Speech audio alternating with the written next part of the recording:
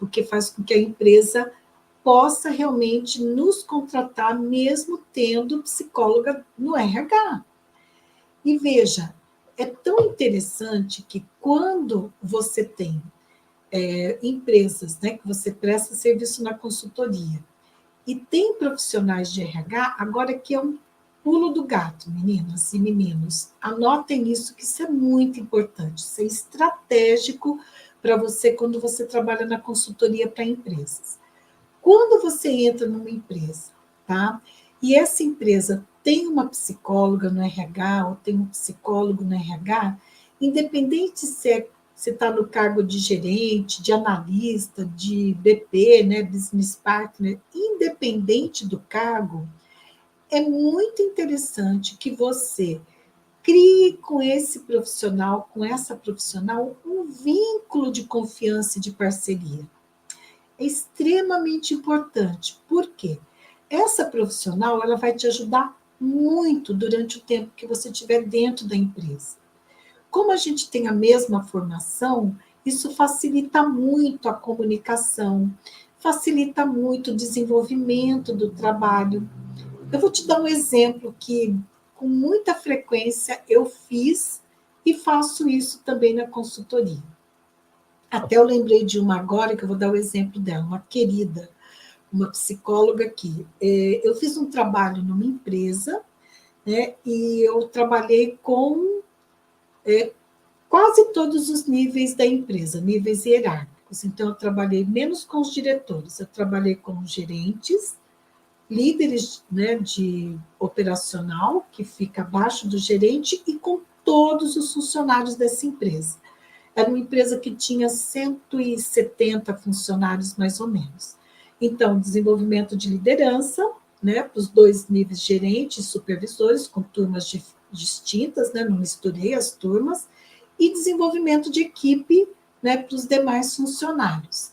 E essa psicóloga que trabalhava no RH, conhecendo a cultura da empresa, conhecendo também essa psicóloga, conhecendo também, né, assim, os valores, os princípios éticos dela, da empresa, o que eu combinei com ela? Que ela acompanhasse o meu trabalho nos grupos.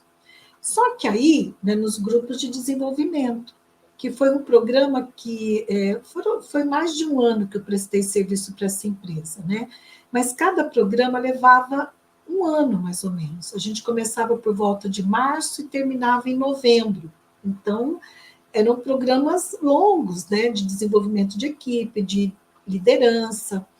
E essa profissional, ela me acompanhava nos programas, ficava como observadora, fora do grupo, né, não intervia nas atividades, nas coordenações minhas, mas ela conseguia, com as informações sobre o funcionamento dos grupos, sobre as questões ali que apareciam, potencializar os resultados do dia a dia. Como? Se ela percebia que estava tendo problema de comunicação ali no grupo, e o grupo trazia essa questão, porque a gente está com dificuldade de se comunicar com tal área, ela já, de alguma forma, intervia no dia a dia para poder ajudar nessas questões que estavam ali também, dificultando o trabalho daquela equipe, ou daqueles líderes ou gestores.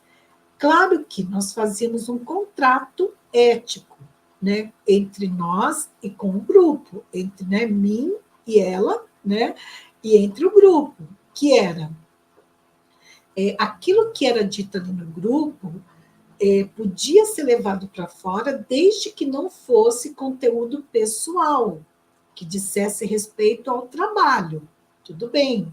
Um outro contrato ético que nós fazíamos: nunca seria falado sobre pessoas, seria falado sobre grupos. Então, assim, por quê? Porque aí é um princípio de processos de grupos, de teorias de processos de grupos. Se você está chegando agora, não me conhece ainda, eu tenho a titulação como didata em processos de grupos, pela SBDG, né? E eu também trabalho com grupos de desenvolvimento e de formação da SBDG. Então, um dos princípios do funcionamento dos grupos é que, quando uma pessoa fala no grupo, ela fala alguma questão ali, e se o grupo, né, aceita aquilo, né, você tem que observar também como que é, né, ali o processo do grupo, o funcionamento do grupo, aquela pessoa está sendo porta-voz do grupo. Aquilo não é só dela. Então, por exemplo, se tem uma pessoa que está resistindo, né, a uma atividade, que está sendo um líder da resistência, e de alguma forma o grupo está acolhendo aquela pessoa que está sendo esse líder da resistência, né, o que você precisa entender é que essa pessoa ela está sendo porta-voz de uma resistência que é do grupo, não é só dela.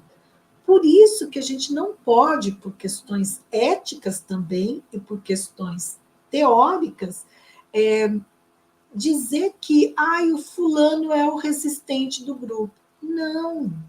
Isso você precisa ter esse entendimento enquanto o funcionamento do grupo, enquanto o processo do grupo, para você poder ter clareza assim, olha, o grupo está resistindo a tal coisa, mas aquela pessoa que está expressando a resistência, se isso acontecer, né, ela está sendo porta-voz da resistência do grupo. Isso se dá de uma forma inconsciente, não é de uma forma explícita, combinada muitas vezes entre eles, né? Então, essa colega tinha esses acordos éticos comigo, né? E isso funcionava muito. Tanto que, veja, foi um projeto que eu fiz com a empresa inteira, exceto com 2 diretores. Fora os 2 diretores, todos. Foram 2 diretores e a gerência geral que não participaram. A gerência geral, eu fiz um trabalho de. Não fiz um trabalho de coaching, foi um outro trabalho. Mas só 3 pessoas da empresa que não participaram desse projeto. E essa psicóloga foi uma parceira extremamente importante, desde a logística da organização do programa de desenvolvimento, a questão de reserva de hotel, de coffee break, de materiais, tirar xerox dos materiais que eu usava, mandava para ela, providenciar materiais para cada encontro, né? Até essa parte que eu considero mais importante, que é de colher as informações, né, sobre as dificuldades que aquele grupo estava tendo e levar lá para a empresa, para o RH, né, que ela já trabalhava no RH, para aquilo poder ser ajustado dentro da empresa. Se era um problema de comunicação, se era um problema de relacionamento entre áreas, seja lá o problema que fosse. Então, quando você tem profissionais, né, dentro do RH, que são psicólogos e psicólogas, sim, as empresas nos contratam. A minha experiência nesses 22 anos de consultoria é essa. Eu não tenho outra experiência.